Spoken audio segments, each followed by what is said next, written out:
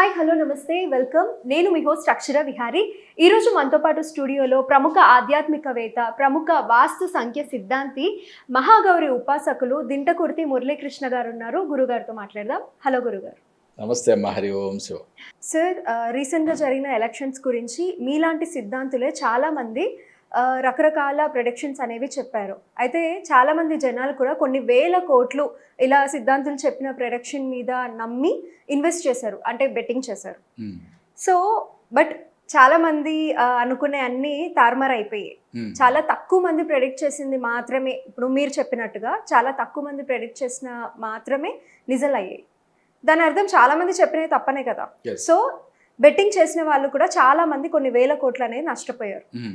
ఆ డబ్బులు ఎలా తెచ్చుకోవాలో తెలియక అప్పుల బారిన పడి సూసైడ్ చేసుకొని చనిపోయారు. న్యూస్లో చూశాను. అయితే దీని మీద మీ ఒపీనియన్ ఏంటి సార్? ఇది చాలా బాధాకరమైన విషయం అమ్మా. రియల్గా అంటే శాస్త్రం అందరికీ ఒకే విధంగా చెప్పుద్ది. ఓకే, శాస్త్రం చూసే విధానం వేరే ఉండొచ్చు. ఓకే, కానీ ఫలభాగం శాస్త్రం తెలిసిన వాళ్ళు ఎవరైనా కూడా ఒకే విధంగా చెప్పాలి. కొంచెం అటు ఇటుగా ఏదన్నా తేడా ఉంటే ఒక 10-20% ఏమైనా తేడాలు ఉంటే కనుక నేర్చుకునే విధానంలో కొంచెం తేడా రావచ్చు. కానీ ఆల్మోస్ట్ 95% సిద్ధాంతులు, జ్యోతిష్యులు చెప్పినవి రాంగ్ అవడం అనేది అది ఒక పెద్ద తప్పు. ఓకే, చాలా క్లియర్గా చెప్పా. 3 కారణాలు అయి ఉంటాయి. మొదటి కారణం సిద్ధాంతం అంటే సబ్జెక్ట్ని కరెక్ట్గా నేర్చుకోకపోవడం, అంటే సిద్ధాంత పరిజ్ఞానం లేకపోవడం. రెండవది అమ్ముడు పోవడం. మూడవది నాకు ఇష్టమైన నాయకుడు అనే ఒక ఫేవరిజంతో మాట్లాడటం. ఓకే, ఈ 3 పద్ధతులు తప్ప వేరేవేవి కూడా ప్రభావితం చేసే సార్. ఇష్టమైన నాయకుడు అన్న ఇష్టంతో మాట్లాడడం అది ఎంతవరకు కరెక్ట్? ఇప్పుడు రేపు పొద్దున తప్పైతే వాళ్ళే కదా బ్లేమ్ అవుతారు. మరి ఈ విషయం తెలిసి కూడా ఇష్టమైన నాయకుడు కదా అని అలా మాట్లాడడం అనేది ఎంతవరకు కరెక్ట్ అంటారు? అంటే ఎప్పుడు కూడా మనం ఒక రాజకీయ విశ్లేషణ చేసేటప్పుడు, అంటే జ్యోతిష్యపరంగా ఒక రాజకీయ విశ్లేషణ చేసేటప్పుడు జాతకాలు ఏం చెప్తున్నాయో అవే చెప్పాలని ఎప్పుడు చెప్తాను నేను. ఓకే, ఇప్పుడు నాకు ఇష్టమైన నాయకుడు కేసీఆర్. మరి ఇక్కడ నేను తెలంగాణలో కేసీఆర్ గారే గెలుస్తారని చెప్పాలి. నాకు ఇష్టమైన నాయకుడికి నేను ఫేవరిజం చూపిస్తే, అంటే ఎప్పుడు కూడా అటువంటివి చేయకూడదు. మరి ఎందుకు ఈ విధంగా జరిగింది అనే దానికి 3 కారణాలు క్లియర్గా చెప్పాను.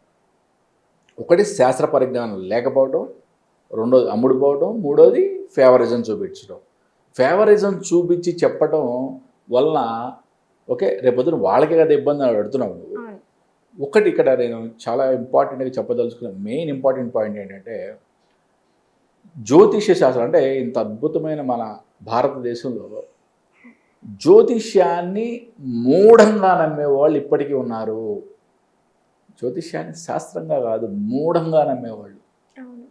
ఓకే, అంటే జ్యోతిష్యులు చెప్పింది ఓటింగ్ మీద అట్లీస్ట్ నేను చెప్పేది అట్లీస్ట్ 1% అయినా ప్రభావం చూపిస్తుంది, అంటే ఎటువంటి డౌట్ లేదు. కాబట్టి నేను గత 4 నెలల నుంచి ఎందుకు ఈ విధంగా ఇటువంటి ప్రిడిక్షన్స్ చెప్తున్నారు, రియల్గా వాళ్ళకి తెలియక చెప్తున్నారా, అమ్ముడిపోయి చెప్తున్నారా, లేకపోతే ఫేవరిజం మీద చెప్తున్నారా అనేది నేను చాలా క్షోభపడడం జరిగింది. అలాగే శాస్త్రం తలదించుకోకూడదు అని మాత్రమే నేను నా చేతనైనంత వరకు నా చేతనైన మీడియాల్లో నేనే తిరిగి స్వయంగా నేను నాకు శాస్త్రం ఏం చెప్పిందో అదే చెప్పడం జరిగింది. 99.9% నేను చెప్పిందే జరిగింది. అవునా కాదా? ఓకే, ఎన్డీఏ కూటమి యొక్క విజయం నల్లేరు మీద నడక అని చెప్పా. చాలా ఈజీ విక్టరీ అని చెప్పా. ఈజీగా గెలిచారు. పవన్ కళ్యాణ్ గారు కీ రోల్ ప్లే చేయబోతున్నారన్న. సీఎం తత్సమానమైన పొజిషన్లో డిప్యూటీ సీఎం, సీఎం షీట్ షేరింగా, ఓకే ఏదా కాక అది చెప్పలేకపోయినా బట్ సీఎం సమానమైన పొజిషన్ వస్తుందన్న, అవును. సీఎం సమానమైన గౌరవం వస్తుందన్న. వచ్చిందా రాలేదా? ఇంతవరకు ఏ నాయకుడికి ప్రతి గవర్నమెంట్ ఆఫీస్లో ముఖ్యమంత్రి యొక్క ఫోటోతో పాటు ఉప ముఖ్యమంత్రి యొక్క ఫోటో కూడా పెట్టాలని చెప్పి ఆర్డర్స్ వచ్చాయంటే అంటే ఎటువంటి గౌరవం ఆయనకు వచ్చింది? అవును. అంటే శాస్త్రం రియల్గా మనం చూసింది చెప్తే ఇదే విధంగా ఉంటుంది. సరే, నాకు కొన్ని వందల ఫోన్లు వచ్చినాయి ఎలక్షన్ రిజల్ట్ రాకముందు, కొన్ని వందల ఫోన్లు. ఆ పార్టీ వాళ్ళు ఉంటారు, ఈ పార్టీ వాళ్ళు ఉంటారు, అందరూ ఫోన్లు చేస్తారు. గురుగారు నిజంగా ఎన్డీఏ గెలుచుద్ది, ఓకే, గురుగారు మీరు చెప్పింది తప్పు, అంత లేదు, ఇక్కడ 50-50 ఛాన్సెస్ ఉండొచ్చు, వైఎస్ఆర్సీపీ పోటాపోటీగా ఉంది, ఇట్లా రకరకాలుగా మాట్లాడేవాళ్ళు. దాంట్లో కొన్ని వందల కాల్స్లో కొన్ని కాల్స్ గురుగారు మీరు ఒక్క మాట చెప్పండి, మేము బెట్టింగ్ కాసాము అని అడిగిన వాళ్ళు కూడా ఉన్నారు. పొరపాటు కూడా రియల్గా శాస్త్రాన్ని నమ్ముకున్నాడు, ధర్మాన్ని చెప్పేవాడు ఎప్పుడు కూడా సప్త వ్యసనాల్లో ఒకటైనా జోదం ఆడమని పొరపాటును కూడా చెప్పకూడదు. ఓకే, నేను అదే విషయాన్ని మరీ చెప్పాను. జోదము ధర్మానికి విరుద్ధము. అంటే బెట్టింగ్ అనేది నథింగ్ బట్ జోదమే, ధర్మానికి విరుద్ధం. కాబట్టి దాని జోలికి పోవద్దు. మీ యొక్క అభిమానం ఏమైనా ఉంటే మీ అభిమానం చూసుకోండి, అంతవరకే, కానీ జోదం పోవద్దు అని చెప్పారు. అంటే మన అంచనాలకు మించి వేల కోట్లు బెట్టింగ్లు జరిగి ఎంతోమంది వాళ్ళ బలవాన్ మరణాలకి పోతున్నారు. అంటే అది దాంట్లో కొంత పాపం 100% కొంత పాపం ఖచ్చితంగా ఈ జ్యోతిష్యులు తీసుకోవాల్సిందే. వారి యొక్క ఘోష, వాళ్ళ యొక్క కుటుంబం యొక్క శాపనార్థాలు ఎవరైతే వాళ్ళు ప్రయత్నపూర్వకంగా ఎవరైతే తప్పు చేశారో వాళ్ళు 100% అనుభవించాల్సిందే. ఓకే, వాళ్ళకి శాస్త్రం అంటే రీడింగ్ చేయడం రాక తప్పుగా చెప్తే దాంట్లో తప్పేం లేదు. ఓకే, వాళ్ళ యొక్క జ్ఞానం అంతే అనుకోవచ్చు. బట్ కావాలని చెప్పి తెలిసి కావాలని మిస్లీడ్ చేస్తే మాత్రం ఇట్లాంటి వందల వేల మంది వాళ్ళ కుటుంబాల యొక్క ఘోష ఈ శాస్త్రం పేరు చెప్పుకొని ఎవరైతే తప్పుదోవ పట్టించారో వాళ్ళు అనుభవించాల్సిందే. దాంట్లో ఎటువంటి డౌట్ లేదు. నేను తప్పు చెప్పినా కూడా దాని గురించి నేను అనుభవించాల్సిందే. మనం ఇప్పుడు కవిత గారి గురించి కవిత గారు ఎప్పుడు బయటకు వచ్చి ఛాన్సెస్ ఉన్నాయని మాట్లాడుకున్నప్పుడు గ్రహస్థితిని బట్టి మనం ఒక పీరియడ్కి 65-70% మాత్రమే ఇచ్చాం బలం. కానీ డిసెంబర్లో ఆమెకి 85-90% పైన బావిడికి బలం ఉందని కూడా చెప్పాం. అంటే ఎప్పుడైతే బాగా గట్టి బలాలు ఉన్నాయో వాటిని మాత్రం మనం ప్రస్తావించగలం. అంతేగాని అసలు పూర్తిగా అసలు ఎటువంటి శాస్త్రంలో ఎటువంటి ఆధారం లేని తీసుకొని మనం చాలా ఈ విజయం వచ్చేస్తుంది వైఎస్ఆర్సీపీ పార్టీ అని చెప్పడం. జగన్మోహన్ రెడ్డి గారు 2024, 2029, 34 ముఖ్యమంత్రి అయిపోతాడని చెప్పడం అది ఎంతవరకు కరెక్ట్? ఓకే, ఈ యొక్క బలైపోయిన ప్రాణాలు వాళ్ళ కుటుంబాల యొక్క ఘోష అంతా 100% ఎవరైతే ఉద్దేశపూర్వకంగా చేశారో వాళ్ళకి తగిలి తీరుతాయి. కరెక్ట్. ఇప్పుడు గురుగారు మొన్న జరిగిన ఆంధ్ర ఎలక్షన్స్ కంటే ముందు కూడా తెలంగాణ ఎలక్షన్స్ అప్పుడు కూడా చాలా ప్రెడిక్షన్స్ అయ్యాయి. అయితే ఆ టైంలో తప్పు చెప్పిన వాళ్ళకు కూడా కొద్ది గొప్ప వాళ్ళకున్న జ్ఞానం మీద వాళ్ళకి నిజంగా కాన్ఫిడెన్స్ అయితే ఉంటుంది. ఇంకొంతమంది తప్పు చెప్తున్నాం అన్నట్టుగా అంటే అటు ఇటుగా కాన్ఫిడెంట్గా లేకపోయినా కూడా స్టిల్ చెప్తారు. అంటే రేపు పొద్దున బ్లేమ్ అవుతారు అని కూడా కాదు, వాళ్ళ చుట్టుపక్కల ఉన్న జనాలను కూడా పిచ్చి వాళ్ళు చేస్తున్నట్టే కదా. ఎగ్జాక్ట్లీ. ఇప్పటి వరకు మీరు చెప్పింది సెల్ఫ్ అనాలిసిస్, మరి ఇదేమంటారు? దీనికి కూడా నేను ఒక పరిష్కారం చెప్పా. ఎవరైతే ఏ సిద్ధాంతో లేకపోతే ఏ జ్యోతిష్కుడో తప్పు చెప్పినప్పుడు మీ మీడియా ఏం చేయాలి? మళ్ళీ మా మూతుల దగ్గర మైక్ పెట్టకూడదు. ఓకే, అంతేనా కాదా? ఫస్ట్ మీ బాధ్యత అది. మీరు ఒక్కళ్ళే కాదు, మీ ఒక్క ఛానలే కాదు, ఓకే, మొత్తం ప్రతి ఛానల్ కూడా ఎవరైతే తప్పు చెప్పారో మళ్ళీ వాళ్ళని పిలవకూడదు. అల్టిమేట్గా ఏంటి? చూసే ప్రేక్షకుడు. ఓకే, ఎప్పుడైతే ఒకసారి తప్పు చెప్పాడు, సరే ఆయన ఏదో పాపం పొరపాటు లెక్కల క్యాలిక్యులేషన్లో పొరపాటు పడింది అనుకుందాం, ఒకసారి క్షమించండి, రెండోసారి చూడండి, పదే పదే తప్పులు చెప్తుంటే డిలీట్ కొట్టిపడేయక మళ్ళీ ఎందుకు చూస్తారు మీరు? Correct. మళ్ళీ ఆయన చెప్పేవన్నీ ఎందుకు చూస్తారు? అది అప్పుడు తప్పెవరిది? ఛానల్స్ చూసేవాళ్ళదే అవుతుంది కదా. కాబట్టి ఏంటంటే నేను ఒకటే చెప్పాను, నేను చెప్పింది జరగకపోతే నేను మళ్ళీ రాజకీయ విశ్లేషణ చేయనని ఛాలెంజ్ చేశా.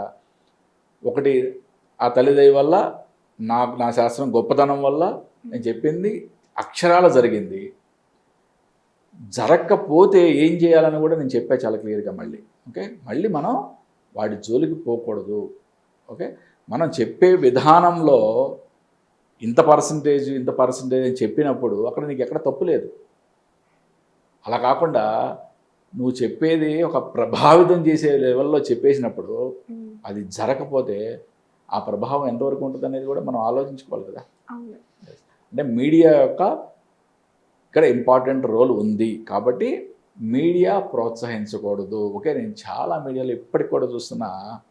ఓకే, మళ్ళీ 2 నెలలు ఆగండి, మళ్ళీ అవే మొహాలు పిలుచుకొస్తారు, అవే మొహాలు కూర్చోబెడతారు, అవే మొహాలతో చెప్పిస్తారు. ఇది ఛాలెంజ్ కావాలా? ఇది కూడా ఛాలెంజ్గా తీసుకో.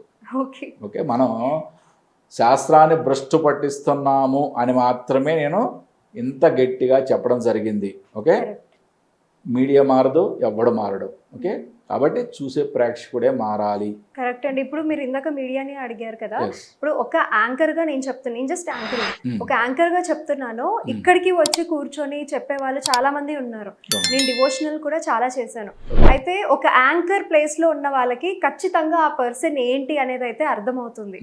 ఆ బేస్ మీదే ఇన్నిసార్లు పిలవడం అవుతుంది మిమ్మల్ని, మీతో ఇంత కూర్చొని ఇంత ఇంట్రెస్టింగ్గా చేయడం అవుతుంది.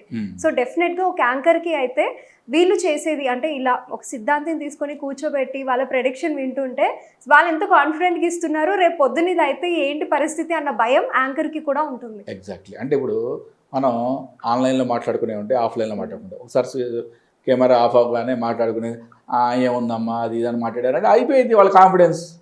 ఓకే, ఎప్పుడు కూడా ఆఫ్లైన్లో కూడా చెప్పిందే జరుగుద్ది అని మాట్లాడేవాడే కాన్ఫిడెంట్.